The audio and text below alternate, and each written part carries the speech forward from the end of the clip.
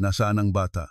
Sigaw ni Maureen, sabay hampas ng basang panyo sa mukha ko sa gitna ng punong-puno ng tao na ballroom. Kumapit ang tela sa labi ko at naamoy ko ang mamahaling pabango niyang laging ginagamit kapag may balak siyang manira ng kapwa. Sa kaliwa ko, nanginginig si Timo, 8 taong gulang. Hawak ang laylayan ng damit ko habang ang mga ilaw ng chandeliers ay tumatama sa luha sa pisngi niya. Sa harap naming lahat, nakataas sa malaking LED screen ang resulta ng DNA test na ipinadala raw ng sariling biyenan ko, malalaking pulang letra ang nagsasabing hindi umano anak ni Leandro si Timo. Tumawa ang hipag kong si Celeste at itinaas ang baso. Ayan ang babaeng sumira sa pangalan ng pamilya Villarreal. Umalingaw-ngaw ang bulungan, ang mga cellphone ay sunod-sunod na nakaangat at saka ako sinampal ni Leandro isang malutong, planadong sampal bago niya binulong sa tainga ko, lumuhod ka, aming ka, at mawawala kayong magina ngayong gabi. Hindi sila handa sa isinagot ng anak ko. Nanginginig man, sumigaw si Timo sa buong bulwagan, sinungaling kayo, alam ko kung sino ang nagsulat ng papel na iyan. Bago ko ikuwento ang lahat, mag-comment ka kung saang lungsod o bansa ka nakikinig at pindutin ang puso at mag-subscribe. Nagsimula ang lahat 7 taon bago ang gabing iyon, sa isang munting community pantry sa Pasig kung saan amoy lugaw, ulan at bagong bukas na karton ng gatas ang hangin. Hindi ako galing sa marangyang angkan. Ako si Isabel de Mesa, lisensyadong nutritionist na pansamantalang tumigil sa ospital para alagaan ang lola kong may rayuma at para tumulong sa feeding program ng parokya namin. Noong araw na unang nag-cruise ang landas namin ni Leandro Villarreal, hindi siya mukhang tagapagmana ng isa sa pinakamatandang food distribution conglomerates sa Luzon. Basang-basa siya sa ulan, nakaputi lamang na polo na natalsikan ng putik, may bitbit na 2 sako ng bigas sa magkabilang balikat at nakikipagtalo sa driver ng truck na gustong ibaba ang mga kahon sa maling barangay hall. Dito ang listahan ng beneficiaries, sabi ko habang inaayos ko ang clipboard ko. Kung doon ninyo ididiretso, mauubos sa mga opisyales bago makarating sa mga bata. Lumingon siya sa akin, tumulo ang ulan mula sa buhok niya pababa sa kilay at ngumiti nang parang sanay na siyang pinapagalitan. Magaling. Ibig sabihin may nagbabantay sa akin. Akala ko kasi, puro oo lang dito. Hindi ako puro oo. Sagot ko. Napansin ko, sabi niya. Leandro, hindi niya sinabi ang apelyido niya. Hindi ko rin hiningi. Sa araw na iyon, maghapon kaming magkatuwang sa pagbubuhat ng kahon ng sardinas, pagpapakulo ng sabaw, paglalagay ng saging sa paper bags, at pagpapatahan sa mga batang sabay-sabay umiiyak dahil gutom at antok. Bago siya umalis, iniwan niya ang isang payong na kulay navy sa tabi ko. Sa susunod na umulan, sabi niya, huwag kang magpapakabasa sa lahat. Sa susunod, sabi ko, huwag mong ililigaw ang truck mo. Doon nagsimula ang lahat. Sa simpleng banter, sa putik sa sapatos, sa pakiramdam na may isang lalaking hindi nagmamadaling magpasikat. Sa mga sumunod na linggo, bumalik siya sa pantry. Minsan may dalang gamot para sa lola ko, minsan may dalang kahon ng fortified biscuits para sa feeding program, minsan wala siyang dala kundi kuwento tungkol sa mga biyahe niya sa mga bodega sa Bulacan at Batangas. Hindi ko pa rin alam noon na anak siya ni Maureen Villarreal, ang babaeng kilala sa mga magazine bilang reyna ng premium rice imports at kapatid ng social media darling na si Celeste Villarreal Araneta na kada linggo ay may bagong charity gala at bagong designer bag.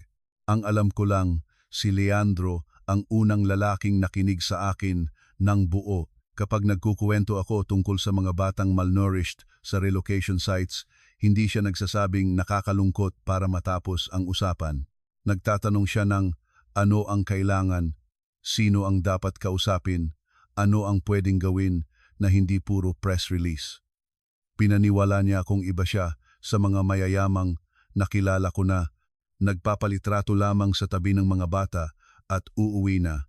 Minsan, sabi niya, isang hapon habang nakaupo kami sa waiting shed dahil sa ulan, gusto kong umalis sa apelyido ko.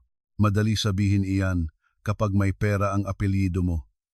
Sabi ko, mas mahirap kapag lahat ng tao alam na kung sino ka bago ka pa magsalita. E di huwag mo sabihin, tumingin siya sa akin at natawa. Kaya siguro gusto kita. Nangingilid ang ulan sa dulo ng bubong, malamig ang hangin, at sa kauna-unahang pagkakataon, natakot akong masanay sa presensya ng isang tao. May mga pag-ibig na dahan-dahan, at may mga pag-ibig na parang bagyong hindi mo na malayang nasa gitna ka. Ang sa amin, tila pareho. Mabagal sa umpisa, mabilis pagdating sa pag-amin.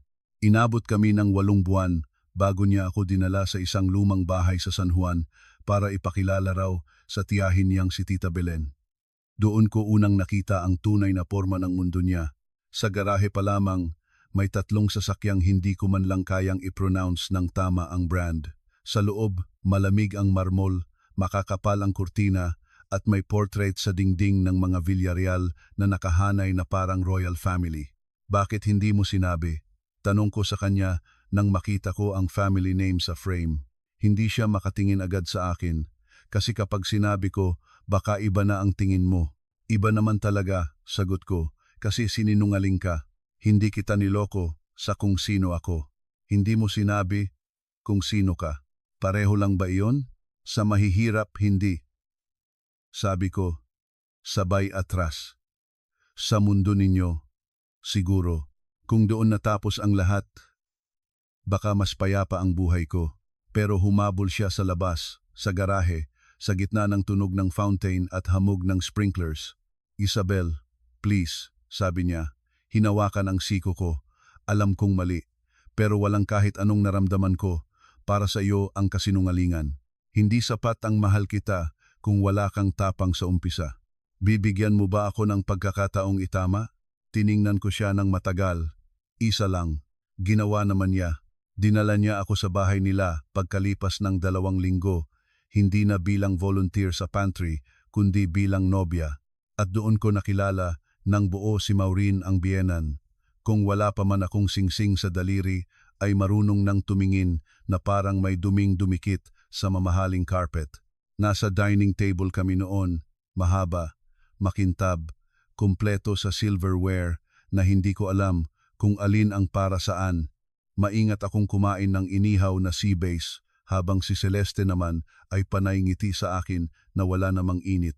So, sabi ni Maureen, habang dahan-dahang ibinababa ang wine glass, nutritionist ka. Opo, permanent posisyon? Hindi po sa ngayon, nasa community work ako. Advokasya. Ngumiti siya, pero hindi sa mga mata. Leandro has always had a weakness for causes. Hindi ako sumagot, nagpatuloy siya. At ang pamilya mo?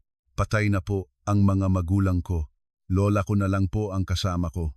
Mabait ka sigurong bata. Sabi niya. Marunong tumanaw ng utang na loob. Narinig ko ang tunay na tanong sa ilalim ng magagandang salita. Marunong ka bang lumugar? Marunong ka bang umalis? Kapag sinabing hindi ka bagay dito. Sa ilalim ng mesa, hinawakan ni Leandro ang kamay ko. Mahigpit. Paalala na kasama ko siya. Sandigan na binitiwan niya rin kalaunan, pero hindi ko pa alam noon. Kahit maraming balakid, pinakasalan niya ako pagkaraan ng 1 taon. Hindi bongga ang gusto ko, pero bongga ang ginawa ng pamilya niya dahil hindi raw pwedeng mukhang tinipid ang nag-iisang lalaking anak sa lipunan. Ginanap ang kasal sa isang lumang simbahan sa Intramuros at ang reception ay sa isang heritage hotel na amoy sampaguta at mamahaling alak. Buong araw akong pinagmamasdan ng mga mata na hindi ko kilala, sinusukat ang ngiti ko, ang accent ko, ang gown na hiniram lamang mula sa isang designer na kaibigan ng coordinator. May oras pang hinila ako ni Celeste sa powder room. Relax ka lang, sabi niya habang ginaayos ang hikaw ko sa salamin.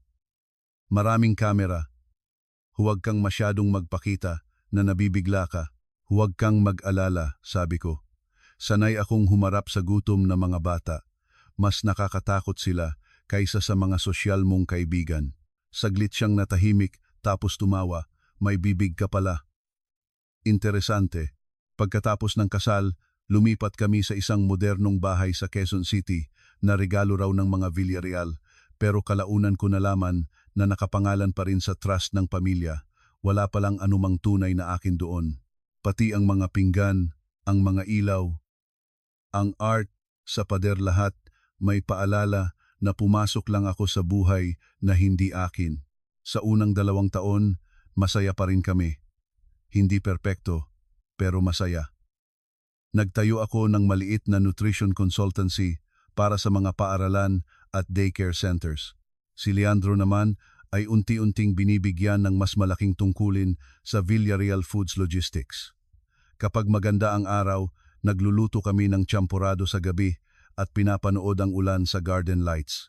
Kapag masama ang araw, magkaaway kami dahil sa pakikialam ng pamilya niya. Pero lagi niyang pinipili ako sa dulo, o iyan ang akala ko. Pagkaraan ng 3 taon, nabuntis ako. Doon nagsimulang magiba ang lahat. Noong una, tuwang-tuwa si Maureen. Halos araw-araw siyang may ipinapadalang bitamina, imported blankets, crib catalogs, at mga hindi ko hiningi na nursery plans. Villarreal Air ang tawag niya sa batang hindi pa ipinanganak. Para bang hindi siya bata, kundi titulo. Para bang hindi siya dugot laman, kundi bagong susi sa pagpapatuloy ng apelyido. Ano kung babae? Tanong ko minsan sa kanya habang magkasama kami sa showroom ng baby furniture. Ngumiti siya. Kung gayon, susubukan natin ulit. Na-offend ako, siyempre. Pero pinigilan ni Leandro ang away. Ganyan lang si Mama, sabi niya sa sasakyan pauwi. Huwag mong masyadong personalin.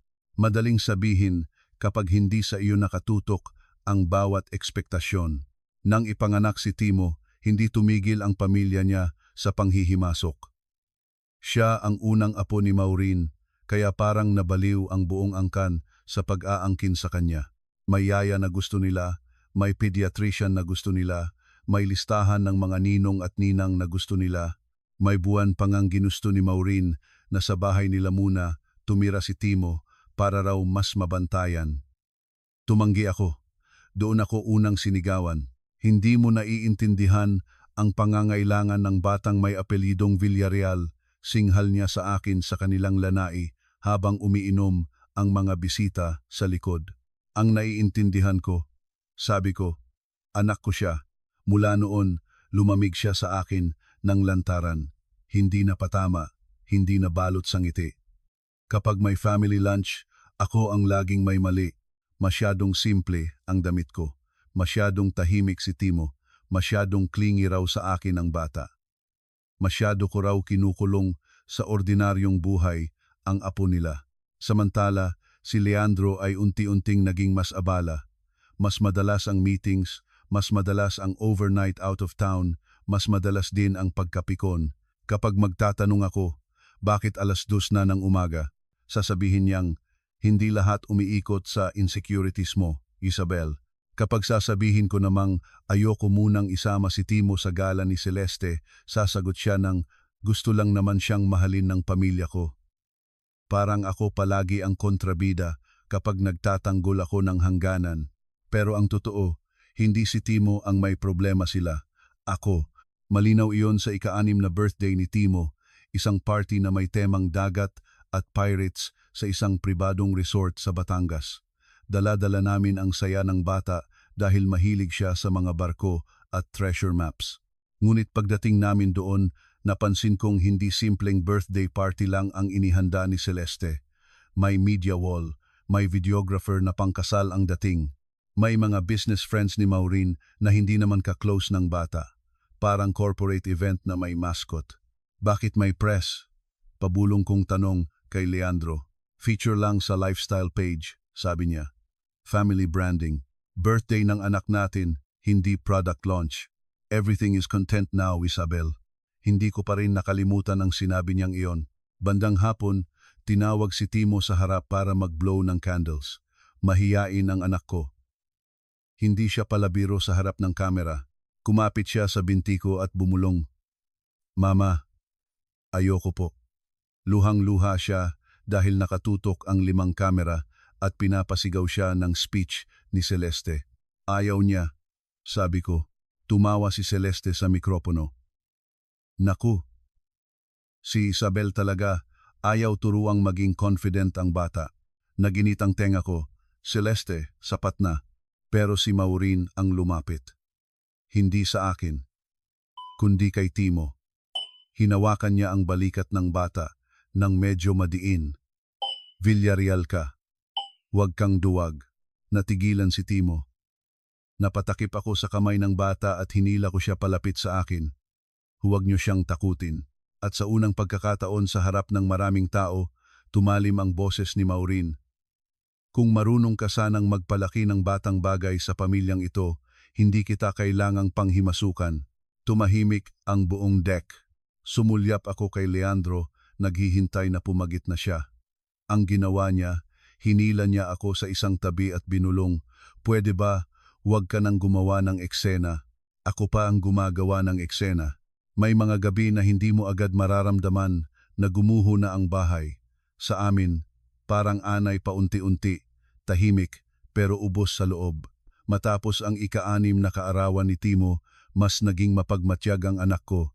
Tahimik siyang bata dati pa, pero ngayon may mga tinging mas matagal, may mga tanong na biglang sumusulpot sa alanganing oras.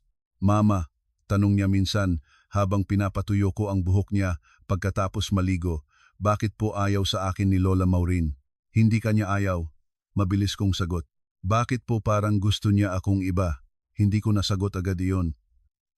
Kaya niyakap ko na lang siya. May isa pang bagay na nagbago.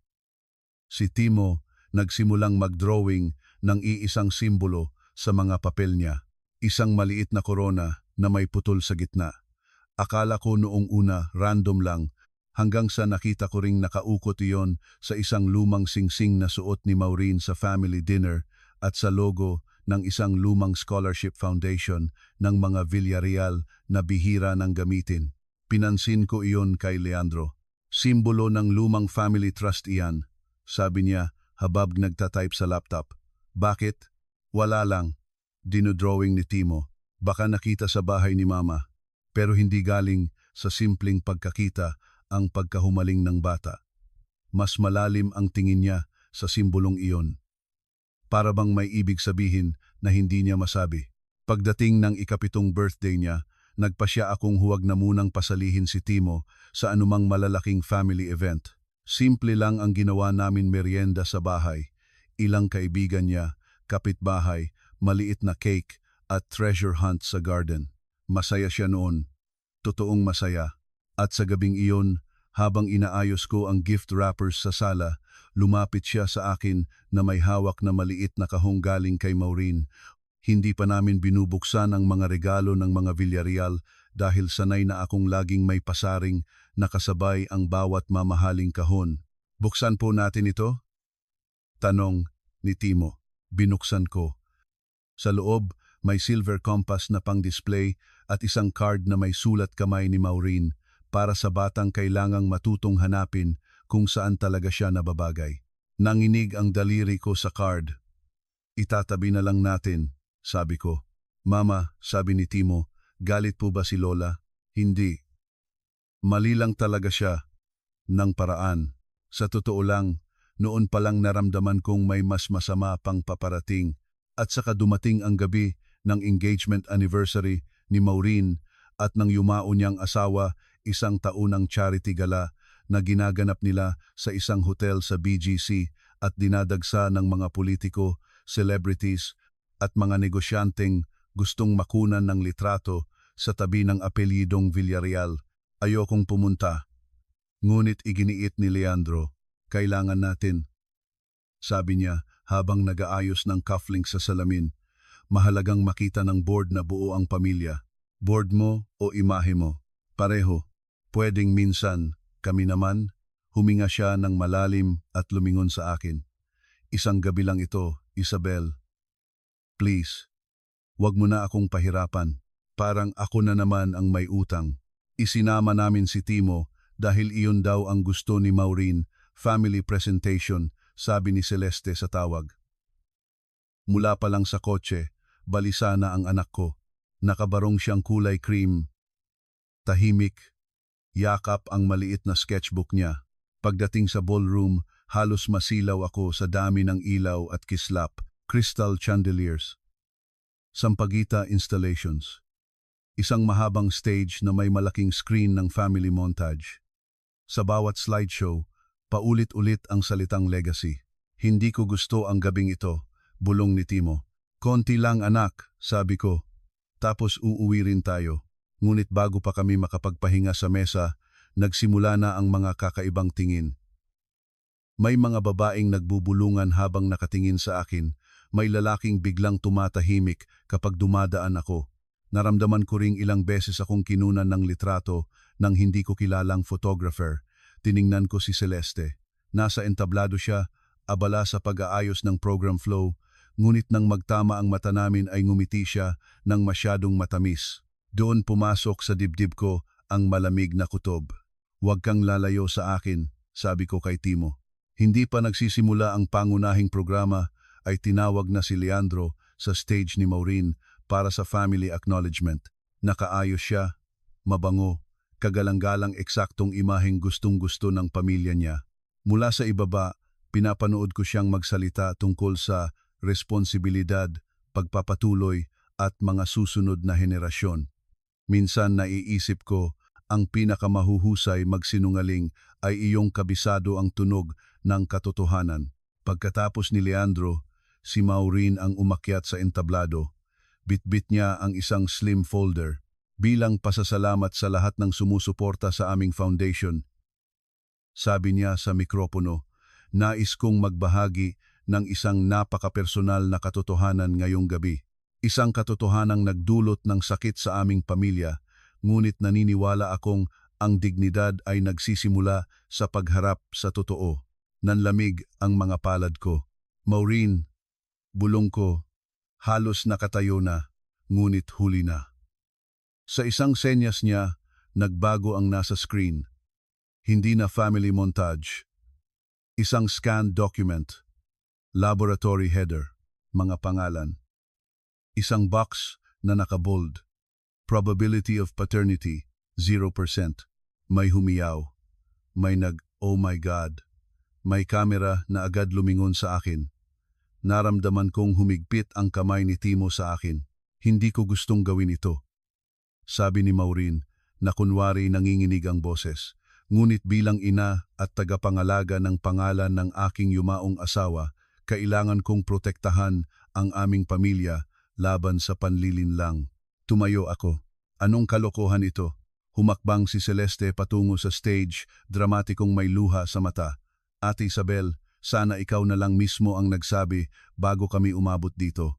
Nagtawanan ang ilang bisita sa gulat. Ang iba tahimik, lahat nakatingin. Si Leandro ay nasa stage pa rin. At doon ko hinintay ang imposible na pipigilan niya ito, na sasabihin niyang hindi niya alam na yayakapin niya ang anak niya.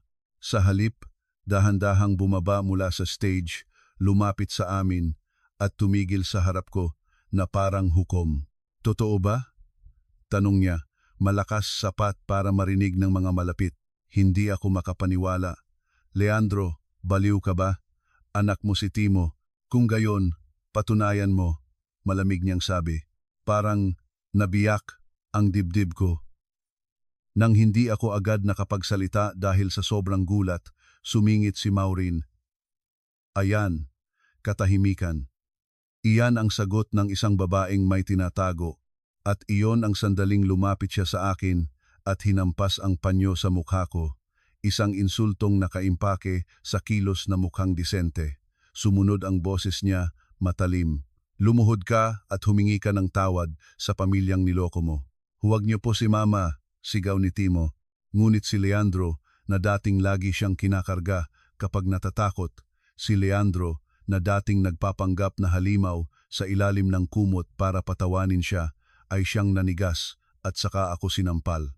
Isang eksenang sigurado akong alam niyang tatakbo sa mga social feeds kinabukasan. Sumagot ka. Sigaw niya. Napaurong ako. Nanginginig ang tenga ko sa lakas ng sampal. Narinig ko ang sama-samang paghinga ng mga bisita.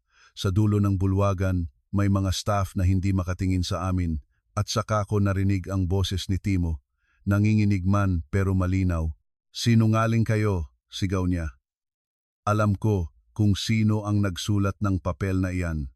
Tumahimik ang ballroom nang parang pinutol ang tunog. Nakita kong napakabilis ng tingin ni Maureen kay Celeste, isang maliit na pagkislap ng takot. Hindi iyon napansin ng marami, pero napansin ko. Anong ibig mong sabihin, anak? Tanong ko, nakaluhod na sa tabi niya. Humihikbi si Timo, pero diretsong nakatingin kay Celeste. Yung lady sa green room, sabi niya. Si Tita Celeste po. Siya po yung may dalang papel. Narinig ko po siya kahapon sa phone.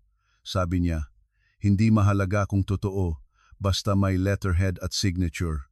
Tapos sabi po niya kay Lola, pagkatapos nito, wala na silang karapatan sa foundation launch. Bata lang iyan. Biglang sigaw ni Celeste, halatang nawalan ng composure. Imahinasyon lang niya iyan. Onkensivo, bata lang iyan, pero tapos na ang unang hiwa sa maskara nila. Gusto ko sanang sagutin sila roon mismo, pero mabilis ding kumilos ang mga Villarreal. Isang host ang biglang umakyat at nagsabing kailangan munang mag-break ang programa. Dalawang security ang palihim na lumapit sa amin. Hindi kami pinilit, ngunit malinaw ang mensahe. Ilabas ang eskandalo sa likod, hindi sa harap ng mga donor. Ayusin natin ito ng pribado, sabi ni Maureen habang nakangiti pa sa ibang tao. Pribado, singhal ko. Pagkatapos ninyo kaming patayin sa hiya sa harap ng lahat, kontrolin mo ang iyong tono, sabi niya. Ako pa, namagitan si Leandro sa wakas, pero hindi para protektahan kami. Huwag kang gagawa ng mas malaking gulo, mas malaking gulo.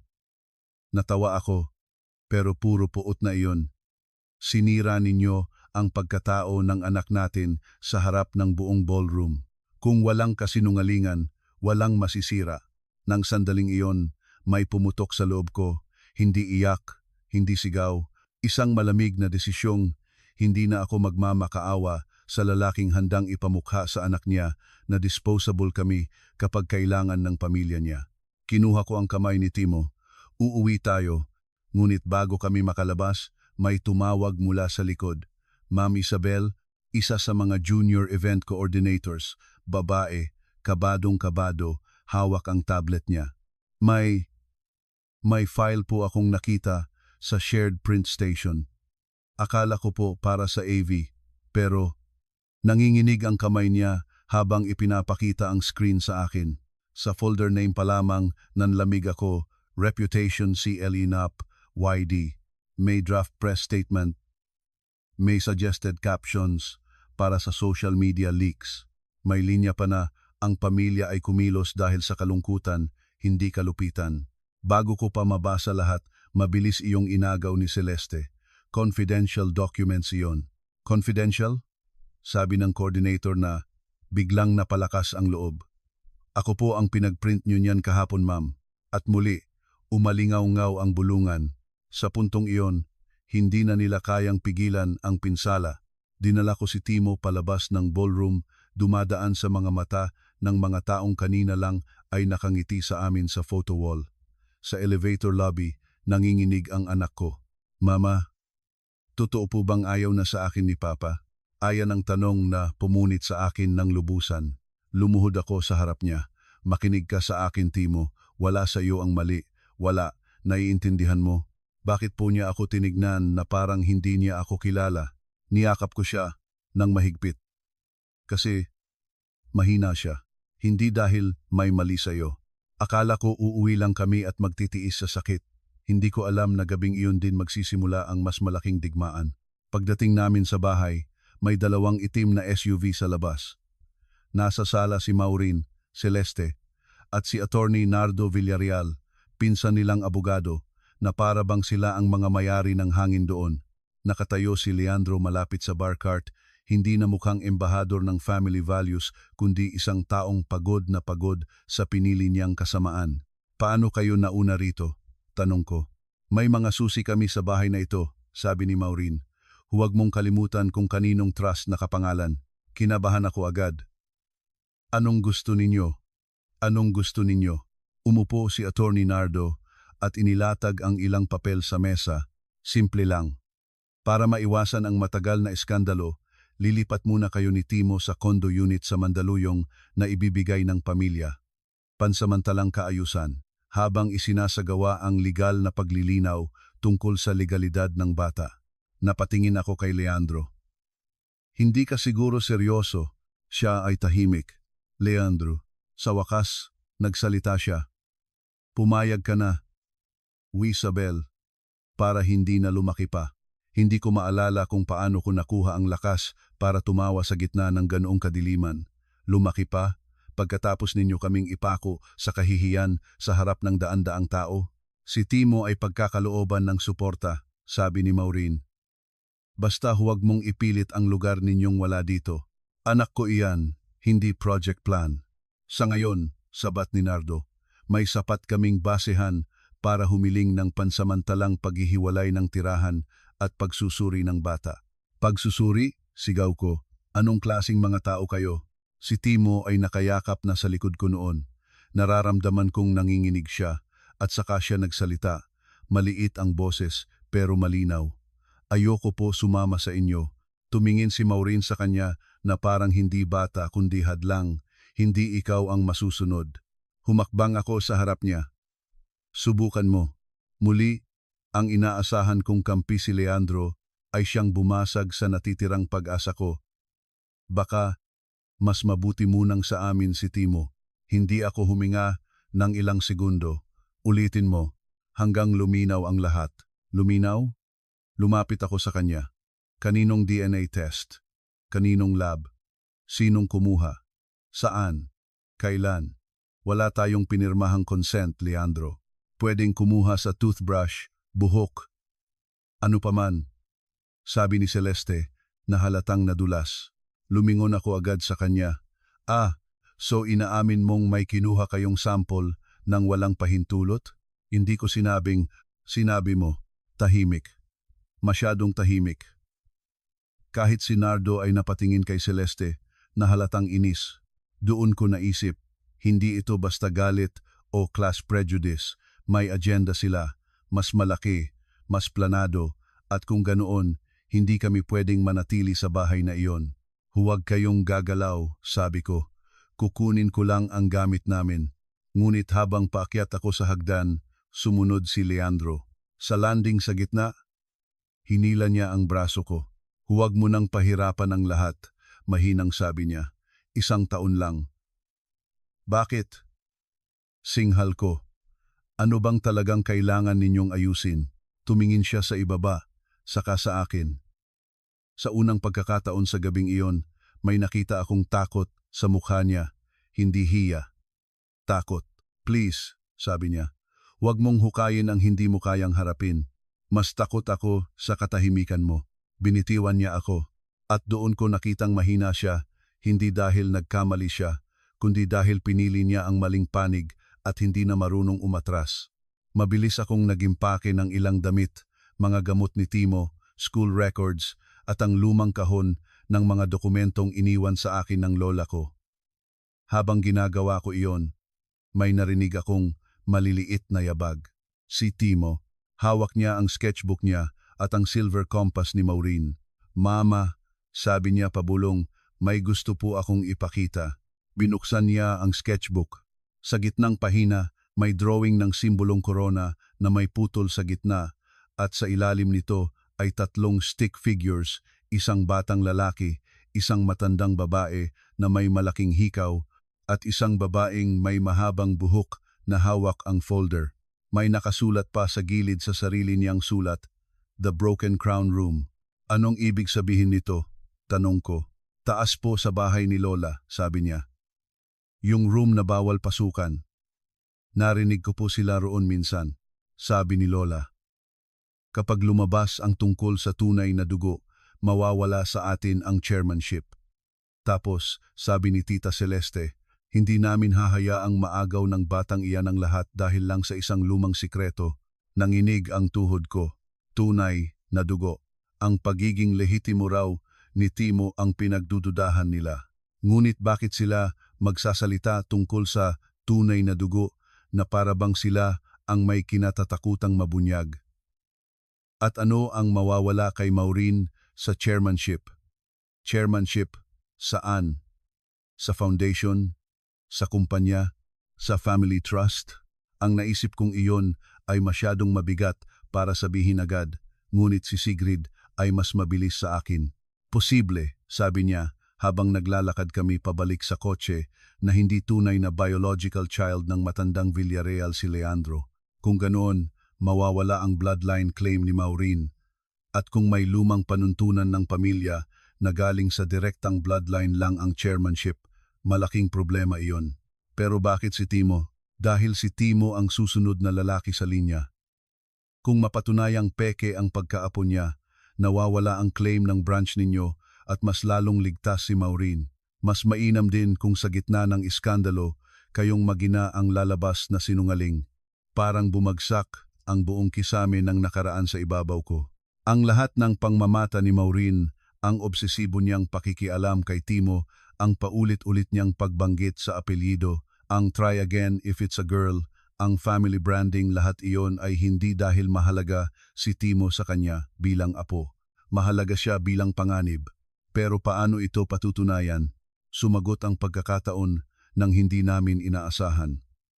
3 araw makalipas, nag-viral ang video ng insidente sa gala. May nag-upload ng mismong sandali ng sampal ni Leandro at ng sigaw ni Timo. Kumalat iyon sa lahat ng platforms. Sa halip na umayon ang publiko sa mga Villarreal, nagalit ang karamihan sa public humiliation ng bata. Sumubok si Celeste na ispin ang kuwento, naglabas siya ng mahabang post tungkol sa masakit na katotohanan ng pamilya at instinct ng ina na protektahan ang pamana, ngunit lalo lang silang binatikos nang may lumabas ding screenshot ng draft press statement mula sa print station leak. Nang hihina na ang kontrol nila sa narrative, iyon ang sandaling pinili ni Maureen na gumanti ng mas marumi. Kinabukasan, dumating ang social worker at 2 pulis sa tinutuluyan naming bahay sa Marikina. May anonymous complaint daw na unstable ako at posibleng tinatago ko si Timo sa unsafe environment. Buti na lang handa si Sigrid. Nasa bahay na siya bago pa sila dumating, dala ang records ni Timo, medical certificates at kopya ng viral video ng gala. Sinong nag-file? Tanong niya sa social worker. Anonymous. Ma'am, interesante, sabi ni Sigrid. Dahil kami rin ay naghahanda ng magsampa ng kaso para sa child abuse, pananakot, dokumento falsification at intentional emotional distress laban sa ilang miyembro ng pamilyang Villarreal. Siguradong koinsidensya lang ito. Umalis ang mga iyon na walang nakuha sa amin, ngunit malinaw ang mensahe, hindi pa tapos si Maureen. At kung kaya niyang gamitin ang state apparatus laban sa isang ina at bata, kaya rin niyang magtago ng mas malalim na sikreto. Hindi kami pwedeng manatiling nagtatago lang. Kailangan naming sumugod sa pinagmumulan. Dito pumasok ang isang hindi inaasahang kakampi, si Amador Villarreal, na katatandang kapatid sa ama ng yumao kong biyenan, isang matandang dating nanahimik lang sa probinsya sa Tarlac at halos hindi na lumalabas sa mga event ng pamilya dahil ayaw niya kay Maureen. Siya ang huling buhay na nakakakilala sa unang asawa ng matandang Villarreal na si Estrella. Nakuha ni Sigrid ang kontak niya sa pamamagitan ng lumang corporate secretary ng foundation. Nagpunta kami roon nang maulan ang hapon. Lumang bahay, kahoy ang sahig, amoy tabako at antigong papel. Nang makita niya ako, hindi siya ngumiti agad. Nang makita niya si Timo, doon lang siya dahan-dahang tumayo. Kamukha niya, sabi niya. Sinong kamukha po? Tanong ko. Si Estrella noong bata pa.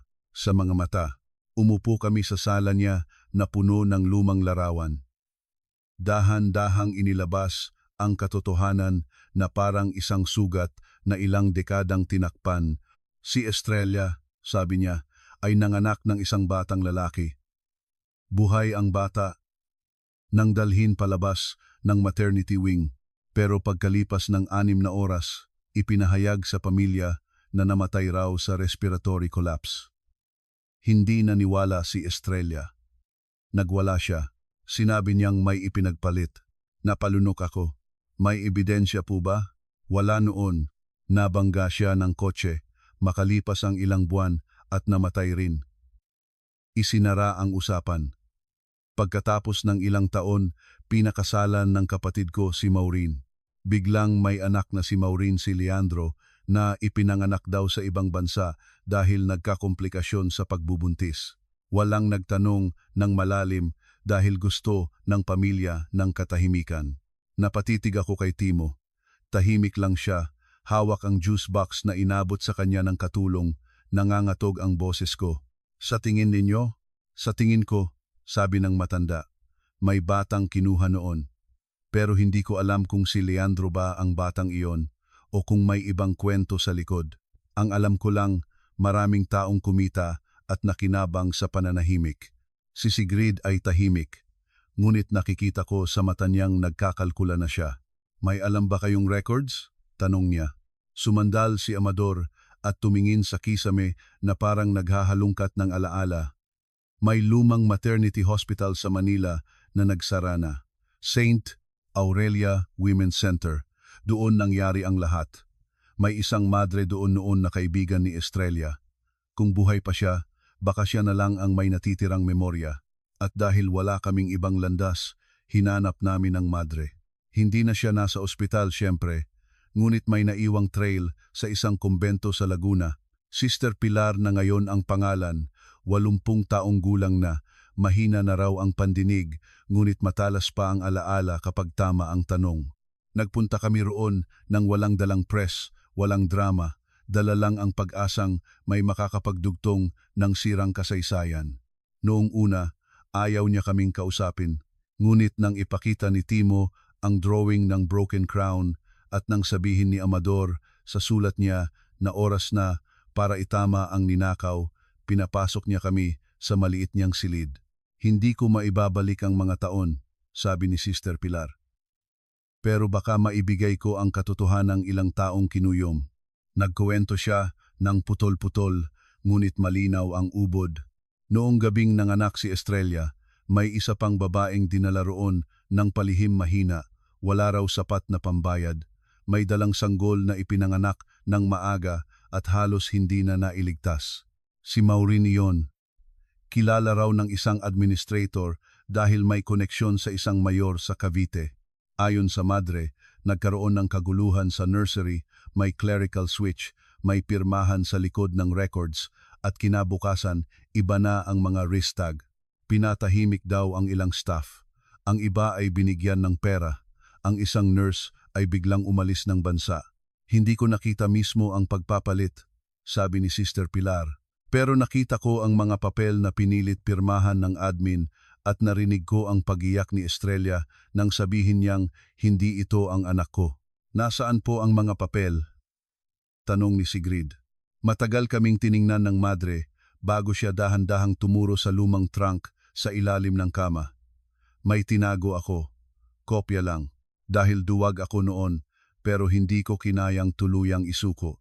Sa trunk na iyon, nakakita kami ng mga photocopy ng admission logs, isang scrubbed infant chart na may halatang overwrite at isang sulat kamay na note ng administrator tungkol sa special handling of VIP family concern. Hindi sapat para sa criminal conviction agad, pero sapat para pasabugin ang pundasyon ng kasinungalingan. Ngunit ang pinakamabigat ay ang huling papel, isang blood type discrepancy note.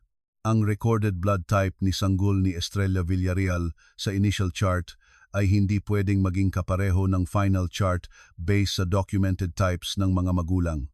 May manipis na sulat sa gilid, i-issue ulit ang mga ID band bago matingnan ng pamilya. Pinikit ko ang mga mata ko. Sa isip ko, biglang nagkahugis ang bangungot. May batang ninakaw, may inang nabaliw sa katotohanan, may pamilyang nagtayo ng imperyo sa ibabaw ng peking dugo. Kung lalabas ito, sabi ko, ano ang mangyayari kay Leandro? Diretso ang tingin ni Sigrid sa akin. Masisira ang kasinungalingang pinili niyang protektahan. Hindi natin siya pinapatay. Katotohanan ang humahabol sa kanya. Tahimik si Timo sa biyahe pauwi. Pagdating sa bahay, saka lang siya nagsalita.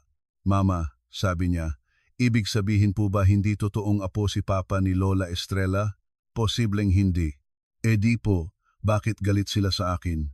Napatingin ako sa anak kong 7 taong gulang lang, ngunit tila pilit pinatatanda ng mga kasalanan ng matatanda. Kasi kapag takot ang mga tao, nananakit sila sa pinakamadaling target. Masama po ba ako dahil gusto kong mapahiya sila tulad ng pagpahiya nila sa atin? Hindi ko siya agad sinagot. Lumuhod ako sa harap niya. Hindi masamang gustong makatarungan, pero pipiliin nating gumanti sa tamang paraan, hindi sa kasinungalingan. Sa totoo, tumango siya, pero may lungkot sa loob ng pag-unawa. Sa puntong iyon, pwede na sana kaming magsampa agad ng kaso at maglabas sa media ng lahat ng natuklasan namin. Ngunit may pinayo si Sigrid na mas matalas. Kung ilalabas natin ng buo ngayon, sabi niya sa maliit naming strategy meeting sa kusina ni Ate Maris, maglalabas din sila ng pang-apat na bersyon ng kwento, magtatago ng records, magpapabayad ng tao, at iikot muli ang narrative sa walang kontrol na asawang naghahanap ng pera. Kailangan natin silang hulihin sa sariling pagtakip. Paano? Tanong ko. Bibigyan natin sila ng pain. Nang gabing iyon, naglabas si Celeste sa kanyang accounts ng teaser para sa nalalapit na grand launch ng Villarreal Heritage Foundation's new chairmanship program kung saan ire-recognize raw si Maureen bilang tagapag-alaga ng dalisay na pamana. Dalisay, hindi na sila nahiya. Doon namin nakita ang puwang.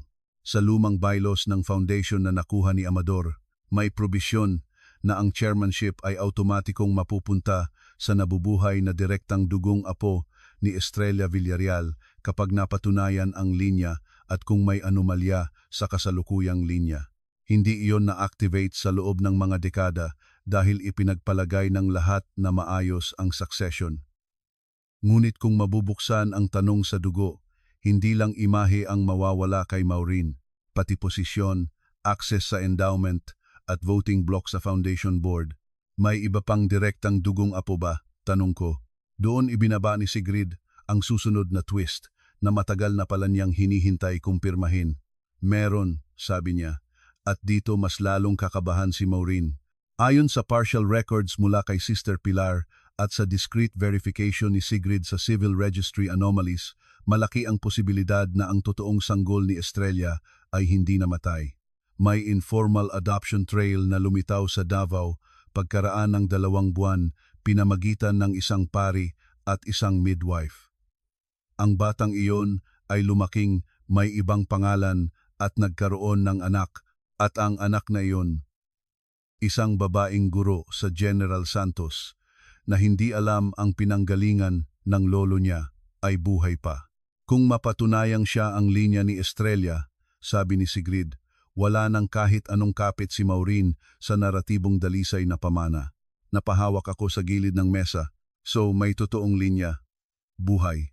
Posibleng oo. Pero, kailangan pa ng pinal na kumpirmasyon. Alam ba nila? Hindi pa. At ayaw kong malaman nila hanggang nasa tamang posisyon tayo. Kung dati ang laban ko ay para protektahan si Timo laban sa peke nilang DNA, ngayon mas malaki na. Isa na itong laban para sa katotohanan ng isang pamilyang ninakawan, hindi lang ng pangalan kundi ng buong kasaysayan. Nakakatakot, oo. Pero kakaiba ring makitang lumiwanag kung bakit ganoon kabaliw si Maureen sa legacy. Hindi lang pala iyon luho. Survival niya iyon. Dumating ang susunod na eksena nang hindi namin sinasadya. Hindi na text, tawag, 11:00 ng gabi. Nasa balkonahe ako nang magring ang phone. Tumingin ako kay Sigrid na nakaupo sa dining table. Tumango siya. Speaker on. Isabel, sabi ni Leandro, paus ang boses. Please, ayusin natin ito. Nang tayo lang.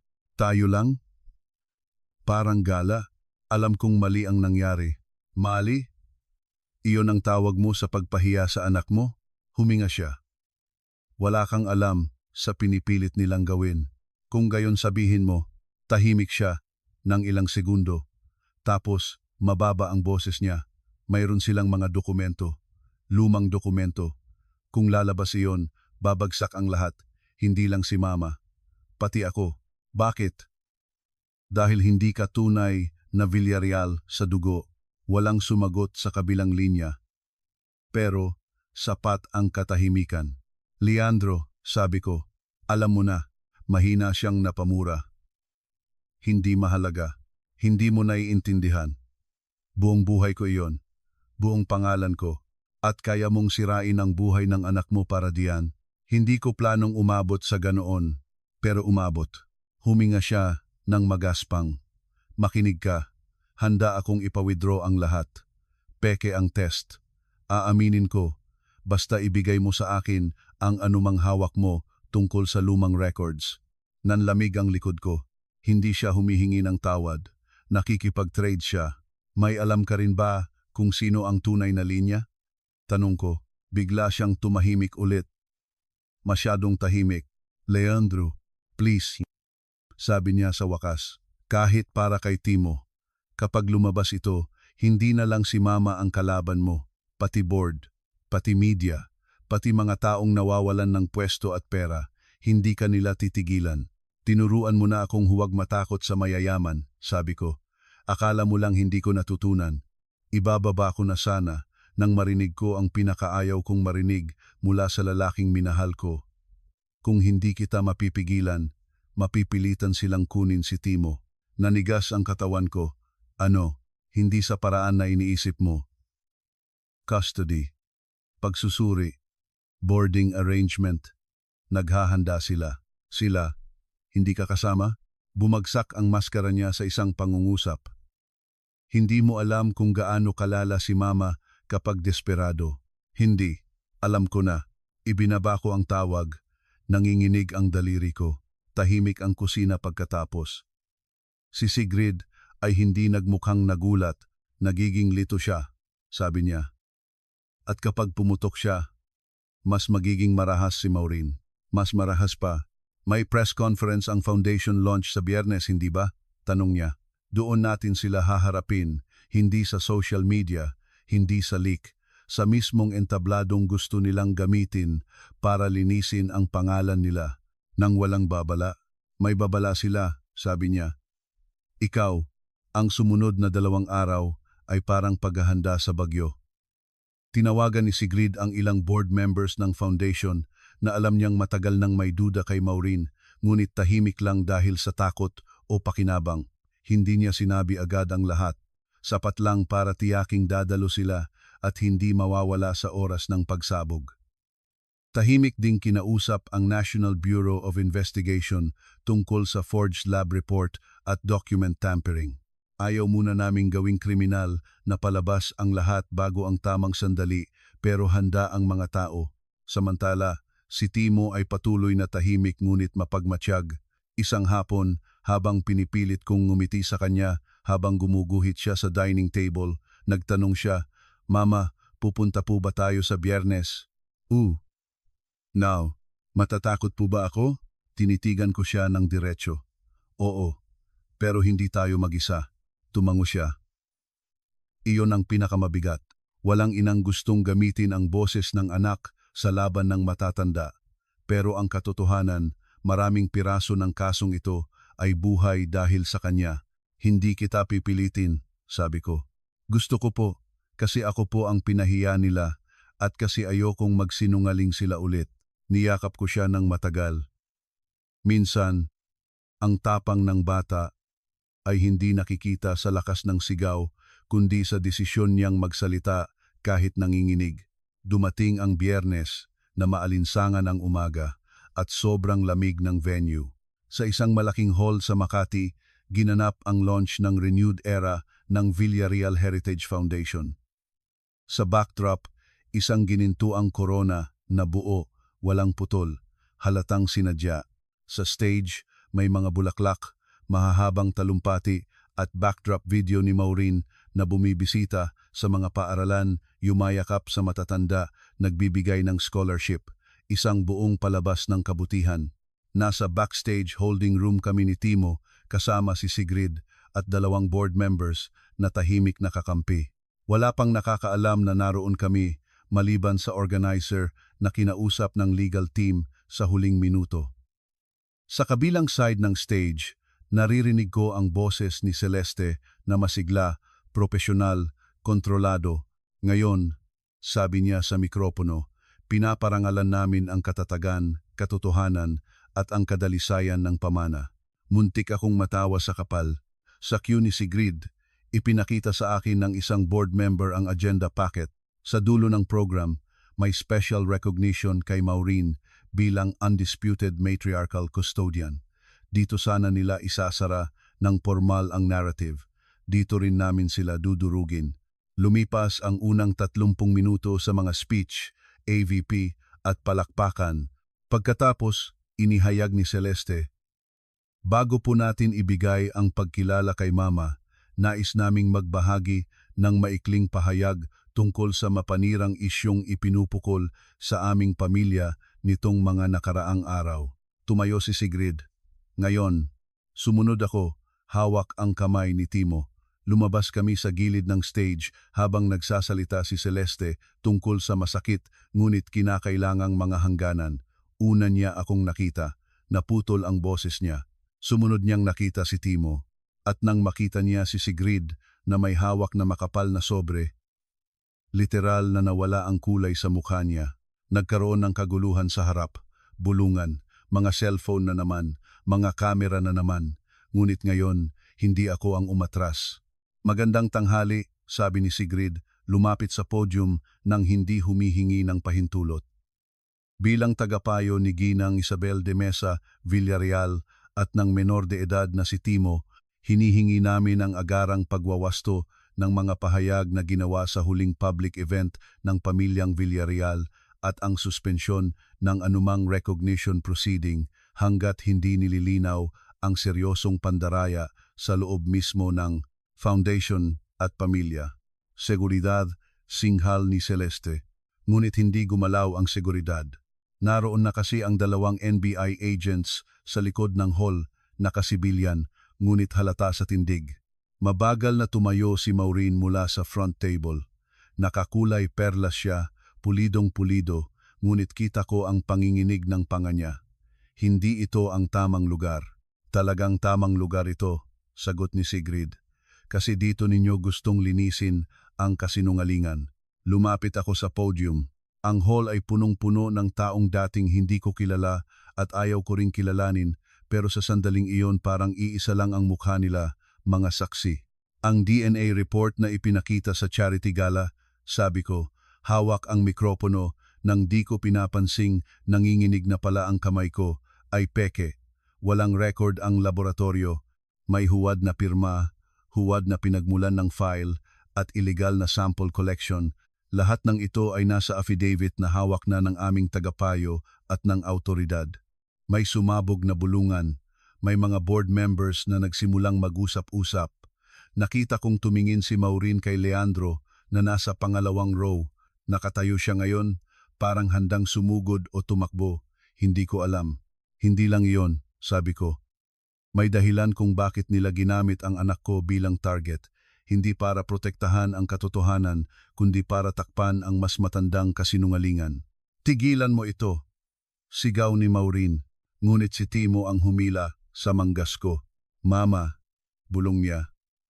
Ako na po, hindi ko siya gusto sana. Ngunit tumango si Sigrid. At sa harap ng daan-daang tao, ang 8 taong gulang kong anak ay tumayo sa maliit na step sa tabi ng podium at humawak sa mikroponong itinapat ko sa kanya. Si Lola Maureen po at si Tita Celeste. Sabi niya, malinaw kahit nanginginig. Narinig ko pong sinabi nila sa room na may sirang korona na kung lumabas ang totoo tungkol sa dugo, mawawala sa kanila ang upuan. Tapos sabi po nila, dapat mapahiya ako para ako po ang magmukhang hindi tunay. Tahimik. Sobrang tahimik. Bata lang iyan, sabi ni Maureen, pero bitak na ang boses niya. Eksakto, sagot ni Sigrid. At ang batang iyan ay hindi lang may memorya. May kumpirmasyon. Ibinigay niya sa board ang sobre. Nandoon ang affidavit ng lab, ang print station screenshots, ang statement ng event coordinator, ang lumang records mula kay Sister Pilar at ang preliminary genealogical assessment ng posibleng direktang dugong linya ni Estrella. Hindi pa final DNA sa lumang linya, ngunit sapat upang i-freeze ang foundation proceedings. Ngunit hindi pa iyon ang pinakamalakas. Mga Ginoo at Ginang, sabi ni Sigrid sa buong hall, ang kasalukuyang chairmanship claim ni Ginang Maureen Villarreal ay nakasandal sa naratibong ang linya niya ang direktang dugong apo ng yumaong Estrella Villarreal. May matibay kaming basehan upang questionin iyon dahil sa posibleng newborn switch na nangyari sa St. Aurelia Women's Center ilang dekada na ang nakararaan. At kung totoo ito, hindi lang peke ang moral grandstanding na nasaksihan ninyo, peke rin ang pinag-uugatan ng pwesto. Parang tinanggalan ng hangin ang buong bulwagan. Tumayo si Leandro. Tama na, sigaw niya. Lahat lumingon sa kanya. Hindi ko inaasahan ang sumunod. Hindi rin yata si Maureen. Wala kayong karapatang isama ang batang iyan sa giyerang ito. Sigaw ni Leandro, nanginginig na. Wala kayong karapatang gamitin siya para iligtas ang pamilyang ito. Napatingin si Maureen sa kanya na parang tinaksil siya. Leandro, hindi. Sigaw niya, sabay turo kay Sigrid at sa akin. Ngunit ang galit niya ay hindi na malinaw kung kanino. Gusto niyo ng totoo. Gusto ninyo. Totoo na alam kong peke ang DNA. Totoo na pinayagan ko. Totoo na duwag ako. Pero, ang totoo rin, Leandro, manahimik ka. Malamig na utos ni Maureen. Bakit? Para maprotektahan na naman kita? Natawa siya, baliw ang dating. Buong buhay ko iyon ang ginawa ko. Umusad ang mga NBI sa gilid. Hindi sila pumipigil. Naghihintay lang. Nagtuloy si Leandro. At sa bawat salita, ay parang may naghihiwa ng kurtina sa entablado. Narinig ko ang totoo noong 22 ako. Sabi niya, may lumapit sa akin na dating accountant ni Papa. Lasing siya. Sinabi niyang may problema sa ospital noon at hindi dapat ako masyadong magpasalamat sa dugong ginagamit sa ngalan ko. Kinumpronta ko si Mama. Umiyak siya.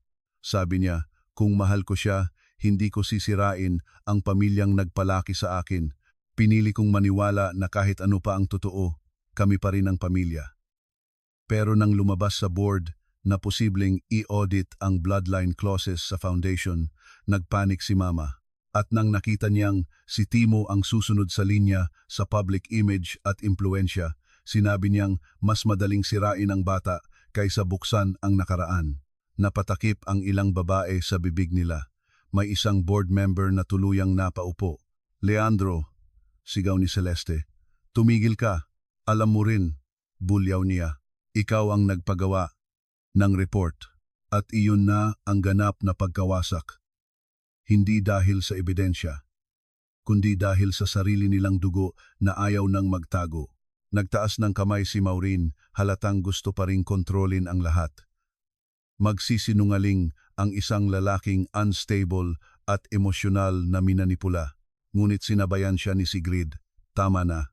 Ginang Maureen Villarreal, sa harap ng board at ng media, hinihiling namin ang agarang pag-freeze ng recognition rights, ang preserbasyon ng lahat ng trust at foundation records, at ang pagsuko ng lahat ng archival materials na may kaugnayan sa lahi at pagkasunod-sunod.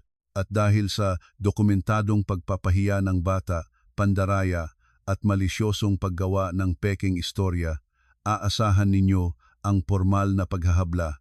Sa gulo ng sumunod, may sumigaw, may reporter na lumapit, may kamera na halos tumama sa balikat ko.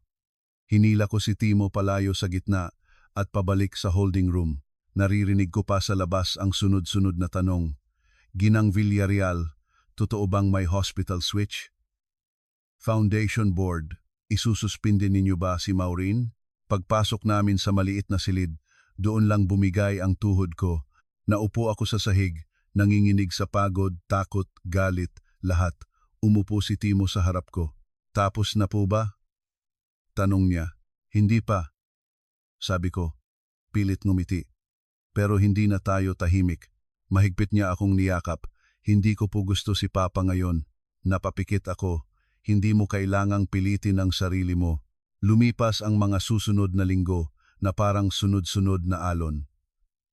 Nasuspinde si Maureen bilang acting chair habang iniimbestigahan ang lineage fraud at document issues.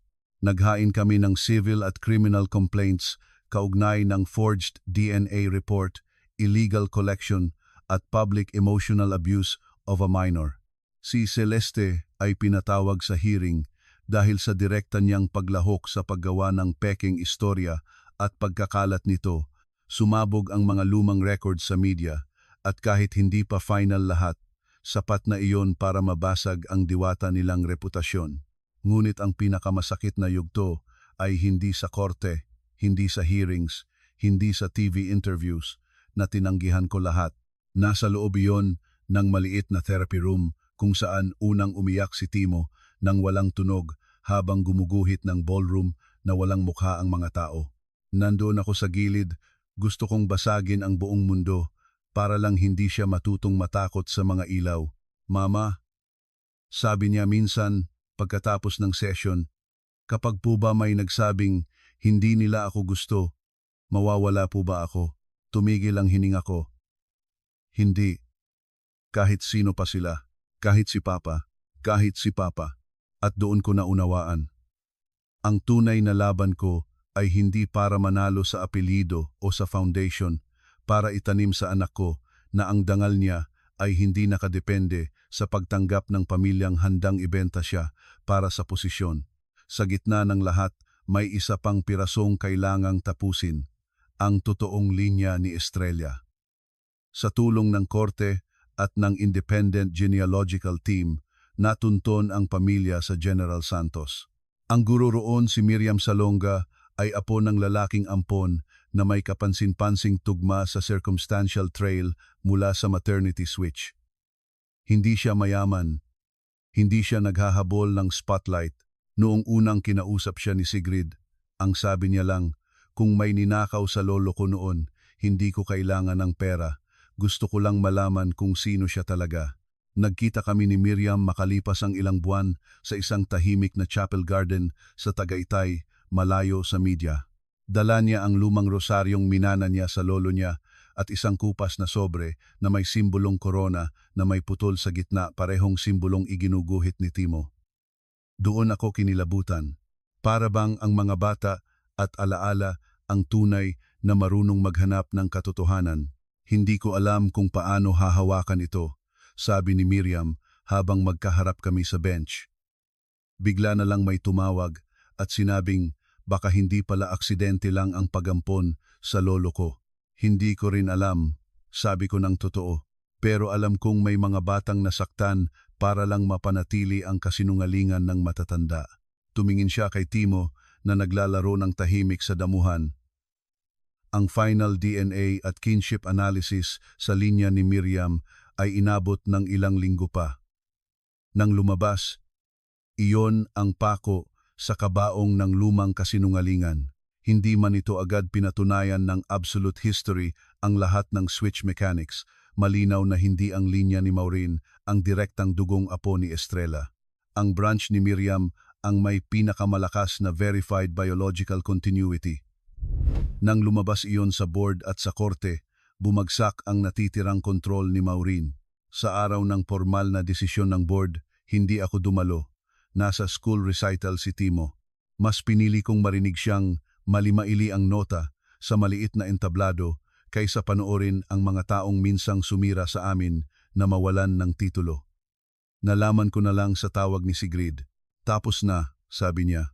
Tinanggal siya. Na-freeze ang access niya sa discretionary endowment. Si Miriam ang ino-offeran ng advisory role pero humingi siya ng panahon. Si Maureen nag-collapsed sa banyo bago ang pahayag. Hindi patay. Tahimik ako ng ilang segundo at si Leandro, mas mababa ang boses ni Sigrid, nag-alok ng plea at public apology. Napapikit ako. Akala ko, matutuwa ako. Hindi pala. Pagod lang. Pagkalipas ng 3 araw, humingi si Leandro ng pagkikita. Ayaw sana ni Sigrid, ayaw ko rin. ngunit nagrekomenda ang therapist ni Timo na makabubuting magkaroon ng controlled closure, hindi para ibalik ang relasyon, kundi para hindi manatiling halimaw sa imahinasyon ng bata ang sariling ama nang walang huling malinaw na larawan. Pinili naming gawin iyon sa opisina ng therapist. May kamera, may witness, may malinaw na hangganan. Nang pumasok si Leandro, hindi ko agad siya nakilala. Mas payat, bagsak ang mga balikat, wala ang kinis ng taong laging may PR team sa likod. Umupo siya sa tapat namin, dahan-dahang tumingin kay Timo. "Kumusta anak?" Hindi sumagot si Timo. "Wala akong karapatang tawagin kang ganyan kung ayaw mo," sabi ni Leandro. "Pero gusto ko pa ring sabihin, patawad." "Magsisinungaling ka po ulit?" Diretsong tanong ni Timo. Napatigil si Leandro. Nagkatinginan kaming tatlo sa silid na iyon na puno ng mga laruan at soft lighting na hindi sapat takpan ang bigat. "Hindi na," sabi niya. "Bakit mo po ako pinahiya?" Nanginginig ang baba ni Leandro. "Dahil mahina ako. Dahil natakot ako. Dahil pinili kong iligtas ang sarili ko at ang nanay ko sa halip na ikaw." "Eh di hindi mo po ako mahal?" Doon bumigay ang mukha ni Leandro. Hindi iyak na pang-entablado, hindi dramatic, tahimik, pangit, totoong pagsisisi. "Minahal kita," sabi niya, "pero hindi sapat ang pagmamahal na duwag. At nasira ko iyon." Tumingin si Timo sa therapist, saka sa akin, saka pabalik sa ama niya. "Ayoko pa po kayong makita palagi." "Okay," sabi ni Leandro, umiiyak na. "Karapatan mo iyon. Ayaw ko ring tawagin kayong papa ngayon." "Okay. At gusto ko po humingi kayo ng sorry kay mama nang hindi kayo iiyak para kaawaan." Halos mabasag ako sa narinig ko, ngunit nanatili akong tahimik. Hindi ito oras para sagutin ko ang sakit niya. Oras ito para marinig ni Leandro ang epekto ng ginawa niya mula sa mismong batang gusto niyang isakripisyo noon. Huminga si Leandro ng malalim, pinunasan ng mukha at humarap sa akin. "Isabel," sabi niya, malinaw at wala ng palabas. "Pinili kong maniwala sa kasinungalingang komportable sa akin. Pinili kong manahimik habang sinasaktan ka at si Timo. Pinayagan ko ang peke nilang DNA. Pinayagan ko ang public humiliation. Tinakot pa kita pagkatapos. Walang dahilan iyon na, sapat, pasensya na, hindi para patawarin mo ako, kundi dahil iyon ang totoo." Tiningnan ko siya ng matagal. Napakaraming alaala sa mukhang iyon, ang lalaking may dalang bigas sa pantry, ang lalaking nagabot ng payong, ang lalaking yumakap sa akin sa unang apartment namin, ang lalaking sumampal sa akin sa ballroom. Lahat sila siya. Hindi ko na kailangang pag-isahin pa. "Tinanggap ko ang sorry," sabi ko. "Hindi ang pagbabalik." Tumango siya. Parang iyon na ang pinakamalaking biyayang hindi niya inaasahan. Umalis siya pagkaraan ng 20 minuto. Hindi kami nagyakap, hindi ko rin siya sinundan ng tingin hanggang sa dulo ng hallway. Nang maisara ang pinto, saka lang ako huminga ng maluwag. Isang yugto ang tuluyan ng natapos. Akala ko roon na matatapos ang kwento, ngunit may isang huling twist ang buhay, hindi kasing ingay ng ballroom, pero mas tahimik at mas mabigat. Ilang linggo, matapos mawala sa pwesto si Maureen, nagpadala si Miriam ng mensahe sa akin. Gusto raw niya akong makita. Nagkita kami sa foundation office na pansamantalang pinamamahalaan ng interim board. Hawak niya ang isang maliit na sobre na nakuha niya raw mula sa mga gamit ng lolo niyang pumanaw na. Binuksan niya iyon sa harap ko. Sa loob, may lumang larawan ng sanggol na may bracelet tag. Kupas na ngunit mababasa pa ang ilang letra. EV. May isa pang bagay, isang liham na hindi na ipadala. Sulat kamay ng lolo niya noong kabataan nito para sa anak kong minsang kukunin ng katotohanan. Mabagal ko iyong binasa at doon ko nalaman ang isang bagay na walang sinuman sa amin ang inasahan. Ayon sa liham, matagal nang alam ng lolo ni Miriam na hindi siya biological child ng pamilyang nagpalaki sa kanya. May isang madre raw na lumapit sa kanya noong binata siya at nagsabing may posibilidad na galing siya sa pamilyang may korona. Ngunit pinili niyang hindi habulin dahil mahal niya ang nagampon sa kanya. Ang ginawa niya sa halip, tinago niya ang lahat ng pahiwatig para sa susunod na henerasyong baka handa na. Ngunit sa dulo ng liham, may isang linyang nagpabago sa tingin ko sa lahat. Kung sakaling matagpuan niyo ang babaeng nagngangalang Isabel de Mesa, sabihin ninyong may utang na loob ang dugo ng Villarreal sa dugo ng de Mesa, sapagkat ang nurse na tumulong iligtas ang totoo naming papeles noong gabing iyon ay si Elena de Mesa. Elena, pangalan ng lola ko sa pagkadalaga. Parang tumigil ang buong mundo. Umuwi akong lutang at agad kong hinanap ang lumang kahon ng lola ko iyong dinala ko noong tumakas kami ni Timo. Ilang beses ko na iyong nabuklat noon para sa mga ordinaryong papeles. Ngunit ngayon, binusisi ko ang bawat sulok. Sa ilalim ng lumang rosaryo at tax receipts, may false cardboard layer. Sa ilalim noon, may isang maliit na tela pouch. At sa loob ng pouch, isang nurse badge ng Saint Aurelia Women's Center na may pangalang Elena de Mesa. Kasabay niyon, may maliit na note na marupok na sa katagalan. Kung umabot ito sa iyo, ibig sabihin, hindi na kayang ikubli ng panahon ang ginawa nila. Ang batang ninakaw ay hindi ko nailigtas noon, pero nailigtas ko ang talaan. Patawad kung hindi ko nasabi sa iyo ng maaga. Akala ko mapoprotektahan ka ng katahimikan. Napaupo ako sa sahig. Umiyak ako ng matagal, hindi dahil sa sakit lang, kundi dahil sa bigat ng pagtuklas na ang pamilya kong akala ko'y walang kapangyarihan sa kwentong ito ay naroon pala sa pinakaubod. Hindi kami basta naligaw sa imperyo ng mga Villarreal. Ang dugo ng mga de Mesa ang isa sa mga nagtangkang itama ang ninakaw nilang kasaysayan noon pa. Nang ikwento ko iyon kay Sigrid, ilang segundo siyang walang nasabi. Bihira iyon sa kanya. Mas lalo kang dapat maging maingat, sabi niya sa wakas. Dahil ibig sabihin, hindi lang ikaw random collateral sa giyerang ito. Ikaw ang anak ng babae na nagtangkang magiwan ng bakas laban sa kanila. Alam kaya ni Maureen?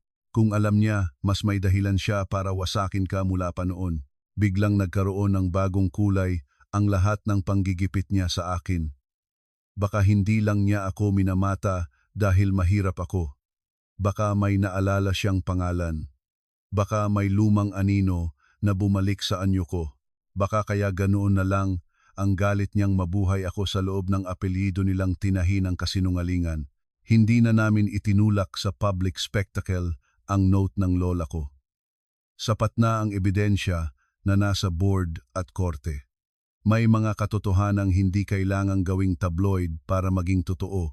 Ngunit dinala namin ito sa formal na records ng lineage inquiry at doon tuluyang nabuo ang istoryang ilang dekada ng putol-putol.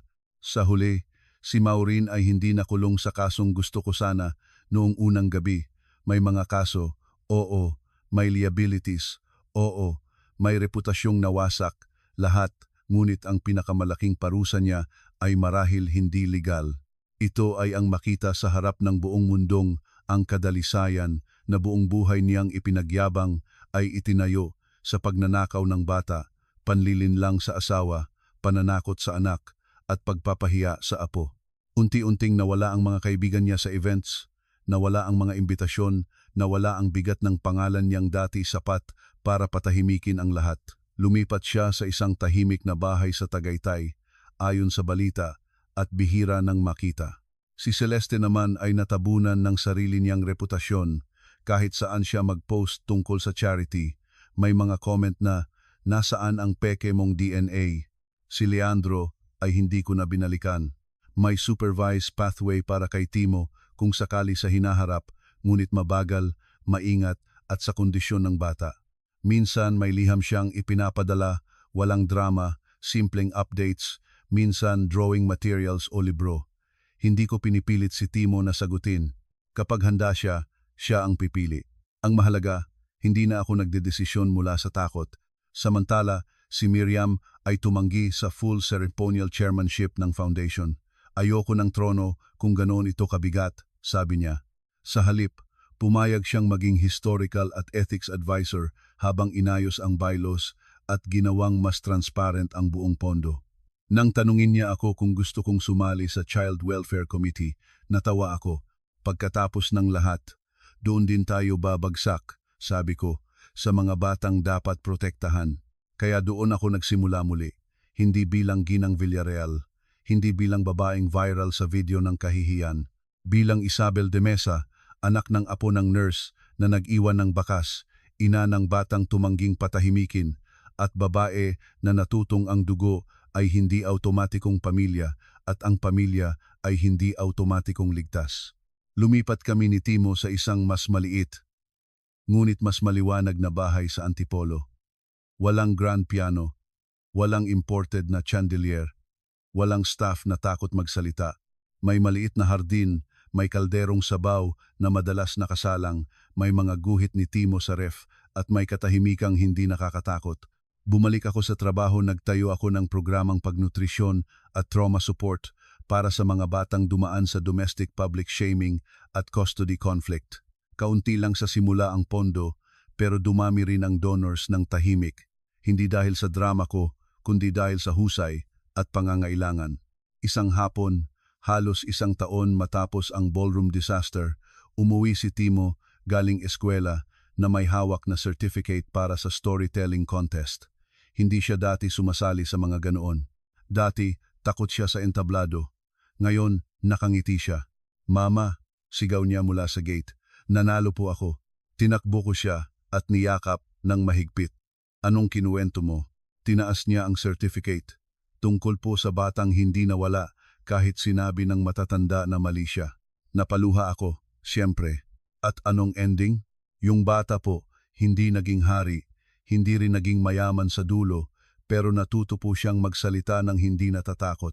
Sa gabing iyon, habang naghahanda kami ng mainit na tsokolate at tinutulungan ko siyang ayusin ang medalya niya sa study corner, napansin kong iginuguhit na naman niya ang simbolong korona na may putol sa gitna. Ngunit may bago na. Sa tabi nito, may maliit na halaman na tumutubo. "Ano iyan?" tanong ko. "Bagong bersyon po," sabi niya. "Dati, broken crown lang. Ngayon may tumutubo na po sa gilid." "Bakit?" "Para po kasi kahit may sira, pwedeng may tumubo pa rin." Tumango ako. Hindi agad nakapagsalita dahil may mga batang nakakagawa ng mga pangungusap na dapat sa matatanda nang galing ngunit hindi nila naisip. Minsan sa buhay, hindi mo pinipili ang giyerang darating sa pinto mo. Hindi mo pinipiling yurakan ng pamilyang dapat sana'y yumakap sa iyo. Hindi mo pinipili na ang anak mo ang unang makaalam na may mali bago ikaw. Pero pwede mong piliin ang gagawin sa sandaling alam mo na ang katotohanan. Pinili ni Maureen ang kasinungalingan para sa posisyon. Pinili ni Celeste ang palabas para sa impluensya. Pinili ni Leandro ang katahimikan para sa pangalan. Pinili ko ang anak ko at iyon ang nagligtas sa amin. Kung may aral mang iniwan sa akin ang lahat ng ito iyon. Ang pinakadelikadong pamilya ay hindi iyong maingay, kundi iyong maganda sa litrato habang tahimik kang binubura. At ang pinakamatibay na ebidensya laban sa ganoong pamilya ay hindi laging galing sa vault o laboratorio. Minsan, nanggagaling ito sa bata na tumangging kalimutan ang narinig niya. Minsan, galing sa lola mong akala mo ordinaryong nurse lang. Minsan, galing sa sariling konsensya ng lalaking huli, ng natutong mahiya. At minsan, nanggagaling ito sa loob mong matagal ng sinasabihang manahimik pero biglang natutong magsalita. Ngayong tapos na ang kwento, may tanong ako sa iyo. Kung ikaw ang nasa lugar ko noong gabing iyon sa ballroom, nasa harap ng ilaw, kamera at mga taong sabik sa kahihiyan mo, lalabas ka ba at magtatago o haharap ka rin sa mismong entabladong ginamit laban sa iyo? Isulat mo sa comments kung anong gagawin mo at sabihin mo rin kung saang lungsod o bansa ka nakikinig. Dahil gusto kong malaman kung hanggang saan umaabot ang mga kwentong tulad nito. Kung nanatili ka hanggang dulo, pindutin mo ang puso, mag-subscribe ka at ibahagi mo ito sa kaibigan mong marunong kumilatis sa ngiting hindi totoo. Dahil sa susunod na kwento, baka mas tahimik ang halimaw pero mas masakit ang kagat.